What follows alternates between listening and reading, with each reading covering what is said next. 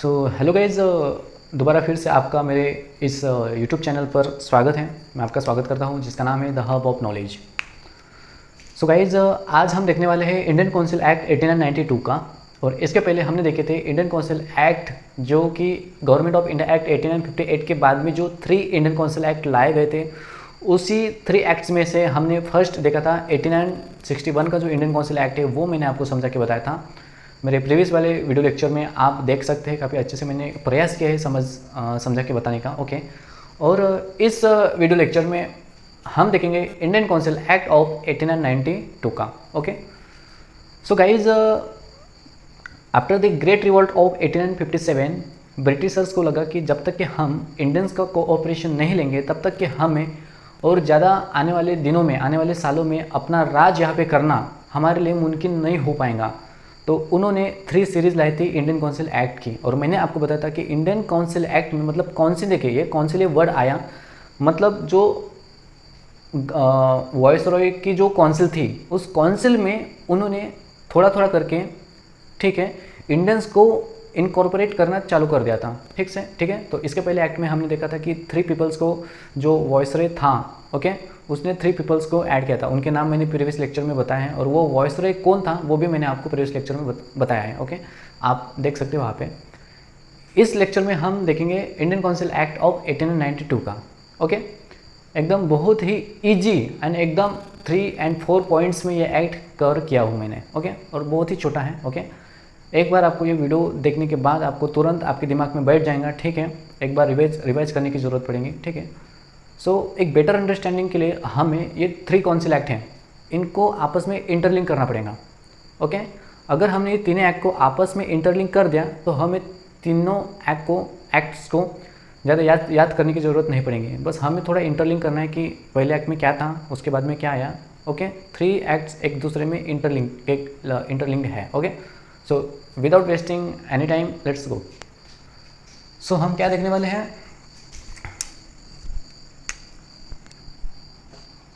Indian council act of 1892 का। ये Indian council act के सेकेंड सीरीज में से सेकेंड एक्ट है। ओके, सो यहाँ पे देखिए मैंने वर्ड्स लिखे हैं, मेंबर्स, फंक्शंस एंड नॉमिनेशन। बस ये 3 वर्ड्स अगर आपने याद कर लिए, that's mean Indian council act 1892 आपको याद हो गया। ठीक है, और हमें पढ़ाई भी वैसी करनी चाहिए, एक ही वर्ड में हमें पूरा उसको इलेबोरेट करने की स्किल हमें चाहिए। ओके, उतना मेमोरिंग पावर, उतना हमारे पास पावर होना चाहिए। ठीक है, एक वर्ड लिख लिया तो इस वर्ड के पीछे में क्या कहानी होंगी ये हमें याद करना चाहिए, याद रहना ही चाहिए हमें अगर हम पढ़ाई करें तो। ओके, सो मेंबर्स को अगर हम इलेबोरेट करेंगे, ठीक है, तो वो जो काउंसिल थी, इसके पहले वाले एक्ट में मैंने आपको बताया था कि जो 3 मेंबर्स को ऐड किया गया था वो लॉ मेकिंग प्रोसेस में उनको एसोसिएट किया गया था। ठीक है, 3 मेंबर्स कौन थे वो भी मैंने आपको बताया था, लेकिन वो मेंबर कौन से थे, वो मेंबर थे non official members. Okay, non officials member थे जो कि लॉ मेकिंग प्रोसेस में उनका इन्वॉल्व हुआ था, वो सजेशन दे सकते थे लॉ मेकिंग प्रोसेस में। अब यहाँ पे क्या हुआ, अब वो जो नॉन ऑफिशियल मेंबर्स थे, नॉन ऑफिशियल मेंबर्स जो थे उनका नंबर्स अभी क्या कर दिया, बढ़ा गया। मतलब मेंबर्स तो वो थे, अब उनका जो नंबर्स था वो बढ़ा दिया गया। That's mean increase non official members. Central and provincial legislative, कहाँ पे, सेंट्रल एंड प्रोविंशियल जो लेजिस्लेटिव है उसमें जो नॉन ऑफिशियल मेंबर्स है उनका जो नंबर्स है, उनकी जो संख्या है, वो संख्या को बढ़ा दिया गया। This is the first feature of Indian council act of 1892। समझ में आ गया। सो मेंबर्स के नंबर्स इंक्रीज कर दे। अब कहाँ पे, सेंट्रल की लेजिस्लेटिव असेंबली में एंड जो प्रोविंसेस की जो लेजिस्लेटिव असेंबली थी उनमें, मतलब दोनों लेजिस्लेटिव में, सेंट्रल एंड प्रोविंसेस की जो लेजिस्लेटिव थी उसमें जो नॉन ऑफिशियल्स मेंबर थे, ओके, उनके नंबर्स को इंक्रीज कर देगा। This is first. Then second, increase the function of legislative council.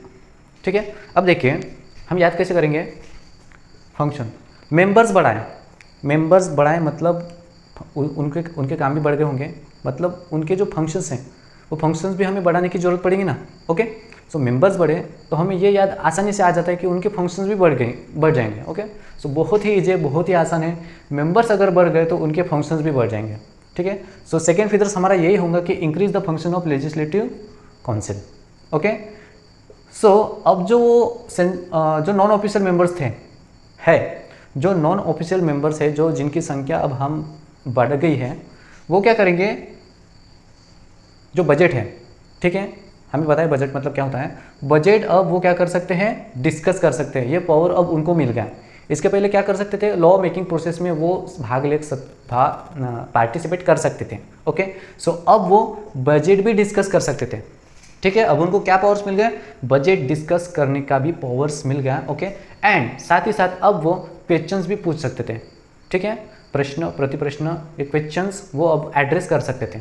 सो ये पावर अब उनको एक एडिशनल पावर अब जो नॉन ऑफिशियल मेंबर्स थे उनको अब मिल गया, ठीक है। This is about the second features.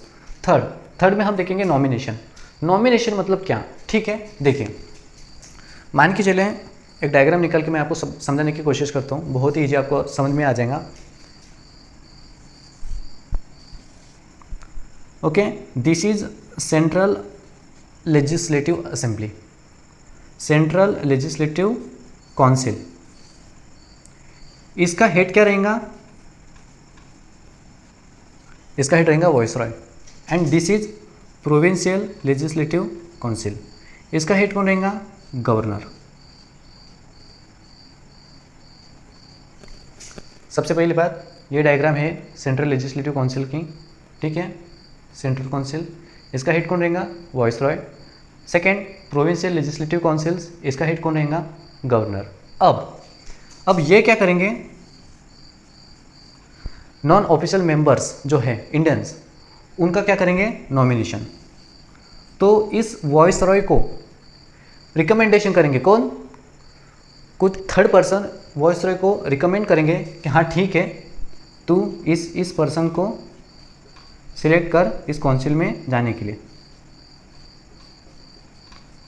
तो ये पर्सन इनको इस काउंसिल में ऐड करने के लिए रिकमेंडेशन कौन करेंगे, मतलब वाइसरॉय को रिकमेंड कौन करेगा वाइसरॉय को, प्रोविंशियल लेजिस्लेटिव काउंसिल।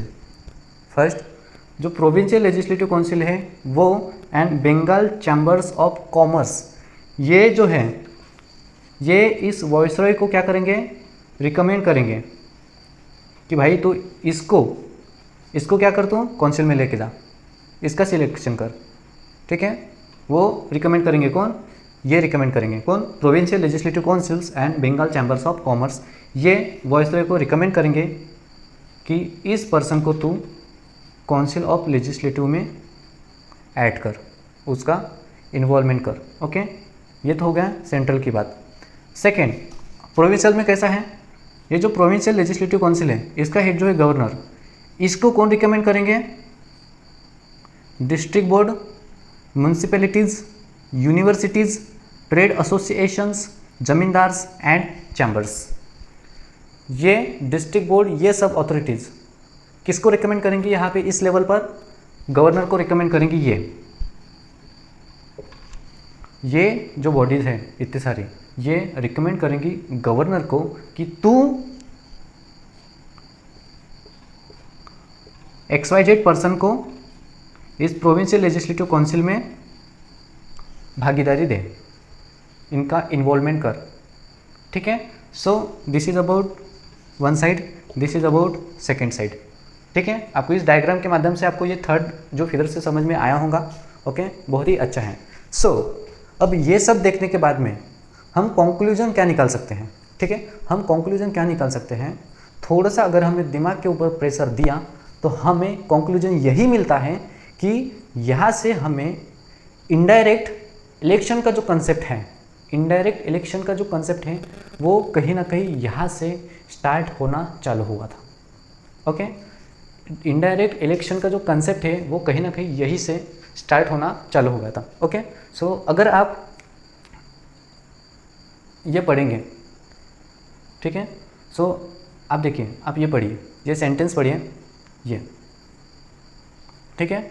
सो ये पढ़ने के बाद आपको समझ में आ जाएगा, ठीक है, इनडायरेक्ट इलेक्शन जो है इसका जो कंसेप्ट है यही से स्टार्ट हुआ। ओके, हम ऐसा कह सकते हैं। Okay, so this is about the Indian council act of 1892। Okay, so I hope कि आपको समझ में आया होगा। अगर फिर भी आपको अगर कुछ डाउट्स हो, अगर कुछ प्रॉब्लम्स हो, अगर कुछ आपके सजेशंस हो तो प्लीज़ मुझे बताइए, ओके।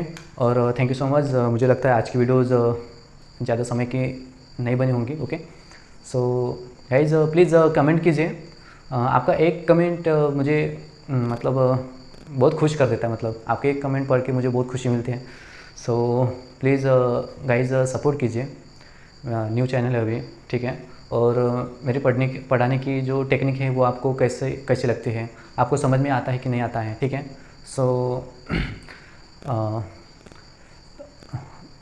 बताइए मुझे वैसे, ठीक है। और thank you so much guys. ऐसे आपका प्यार, आपका सपोर्ट चाहिए। ओके, अपने दोस्तों को भी बताइए, ठीक है। आपका ही तो सपोर्ट मुझे आगे लेकर चलेगा। आपका ही सपोर्ट मुझे कॉन्फिडन्स भी देता है। आपके कमेंट्स मुझे कॉन्फिडन्स देता है, ठीक आहे। तुमच्या मित्रांना पण सांगा, सपोर्ट करा माझ्या चॅनलला, ओके। आणि तुमचे जे काही रिकमेंडेशन असतील ते मला सांगा, okay. So thank you so much guys, thank you so much.